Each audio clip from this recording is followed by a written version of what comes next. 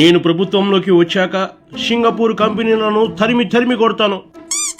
A few moments later. నేను అధికారంలోకి రాగానే క్వాంటమ్ వ్యాలీ తరిమి కొడతాను. One eternity later. నేను అధికారంలోకి రాగానే చంద్రబాబు నాయుడు తీసుకువచ్చిన పరిశ్రమలన్నీ తరిమి కొడతాను. 3 weeks later. నేను అధికారంలోకి రాగానే పీపీపీ విధానంలో కడుతున్న ఆసుపత్రుల లైసెన్సులన్నీ క్యాన్సిల్ చేస్తాను. ఇదేంట్రా చంద్రబాబు నాయుడు గారు ఆంధ్రప్రదేశ్ ని అభివృద్ధి చేస్తుంటే ఈ జగన్ ఏంట్రా అధికారంలోకి రాగానే ఆంధ్రప్రదేశ్ ని సర్వనాశనం చేస్తా అంటున్నాడు. ఇదేం చూశారు? ఇది కూడా ఒకసారి చూడండి. తిరుపతికి 7 కొండలు ఎందుకు? 2 కొండలు చాలు.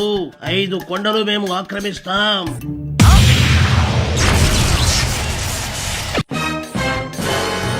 హైదరాబాద్ కి ఐటీ కంపెనీ ఎందుకు? ఈ హైటెక్ సిటీ వలన రాష్ట్రానికి ఎటువంటి లాభమూ లేదు. బాప్ 1 నంబరీ, బేటా 10 నంబరీ.